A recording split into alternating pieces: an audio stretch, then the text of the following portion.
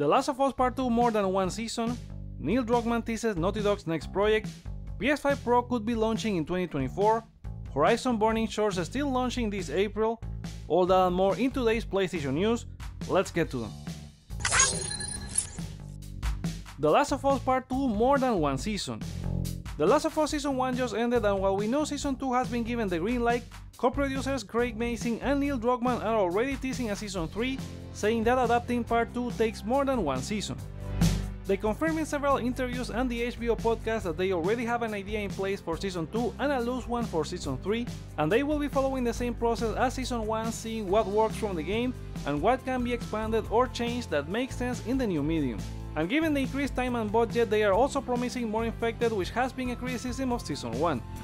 Druckmann further confirmed with Kinda Funny they have talked about how to adapt Part 2 structure to the TV series, which if you ask me is a tall task. The Last of Us Episode 9 drew a total of 8.2 million viewers on Sunday night, a 1% increase over Episode 8 and 74% since the premiere. That was despite being on the same time as the Oscars. It's also close to surpassing House of the Dragon in terms of average total viewers for the whole season. The first 6 episodes are at an average of 30.4 million viewers compared to House of the Dragon's 29 million. It's also the biggest HBO series since Game of Thrones, which averaged 44 million viewers in 2019. The highest episode premiere in terms of viewers was Episode 5 debuting Friday with 11.6 million viewers for the weekend, and the lowest one is the first episode with 4.7 million. The first episode, however, is approaching 40 million total viewers in the US, while outside the US is the most watched show in the history of HBO Max in both Europe and Latin America, even if it has existed for less than 2 years. I think it was an amazing adaptation that, despite feeling rushed and taking away most of the confrontations, including key ones, hit the right story beats and expanded on the lore of the game.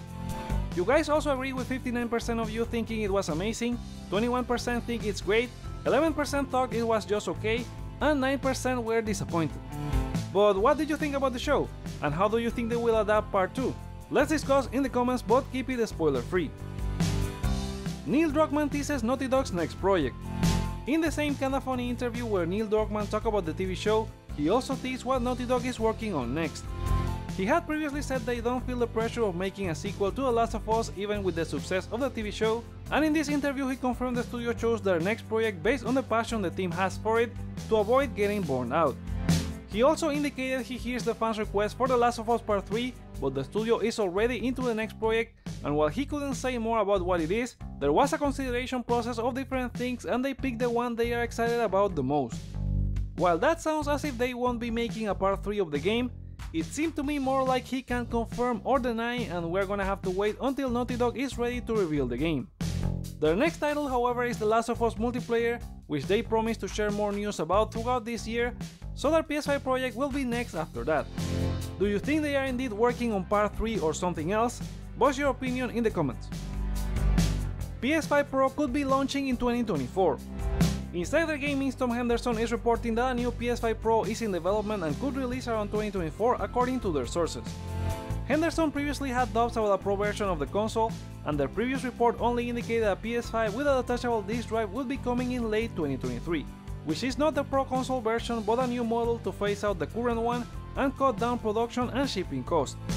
Their source said this is just the beginning of new hardware coming to PlayStation users in reference to the PS5 with a detachable disc drive, and there aren't many details on the PS5 Pro specs.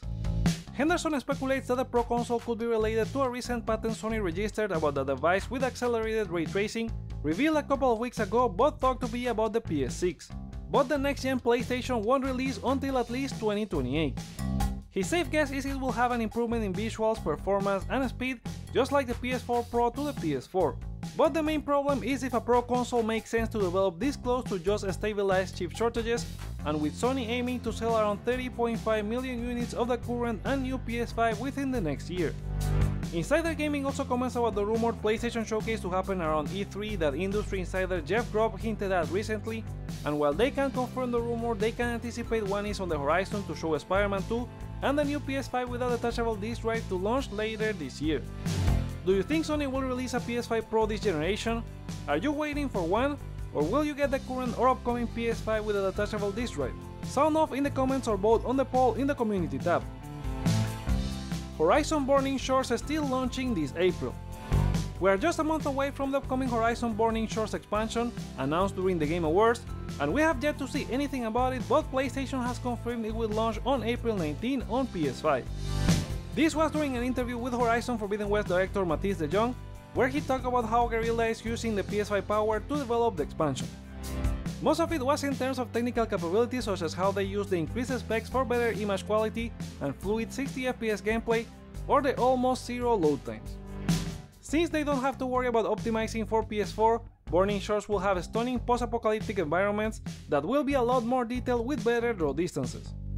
He also teased a particular battle scene that requires a lot of memory and processing power, for which they are thankful that the PS5 hardware helps them achieve this grand vision both technically and creatively. Are you looking forward to returning to Horizon Forbidden West with Burning Shores? Let us know in the comments. Now let's go for a round of quickfire gaming news. Ratchet and Clank Rift Apart may be the next Sony game to launch on PC and what Nix's software is working on. They are looking for UI engineers who have experience working on coherent middleware, and the Sony first-party game using that development tool is none other than Insomniac's latest Ratchet and Clank game. Meet Your Maker, a game revealed at the Game Awards last year where players can create mazes and try to beat them in co-op, has been announced to be one of the PlayStation Plus essential games for next month, launching day 1 on the service on April 4th. Avalanche Software has revealed the stats for Hogwarts Legacy across all platforms with 406 million hours played, 674 million magical plants grown, 405 million potions brewed, and 2.25 billion dark wizards defeated. The game has been topping charts everywhere, including PSN downloads across US, Canada, and Europe. Resident Evil 4 has leaked, and that also includes trophies. Not spoiling anything, you can expect mostly the same trophies as in other Resident Evil games, such as beating the game in a certain amount of hours, completing it in the different difficulties and getting an S+ rank on them, finishing the game without using health items, and one for beating it with only knives and handguns. IO Interactive has apparently put the next Hitman game on a chokehold as they work on other projects. This was confirmed by studio co-owner Christian Elverdam in an interview with Eurogamer, where he said that right now a major new Hitman game that's a little bit on hiatus. The studio is currently deep with their James Bond game and recently announced a fantasy game has started production. Developer Prime Matter has announced a delay for the System Shock remake, which was scheduled to launch by the end of this month. However, the studio has admitted that bringing it to consoles and PC by then has turned out to be beyond their reach. The PC version will be launching in May, but information on the console versions including PS4 and PS5 will be released at a later date.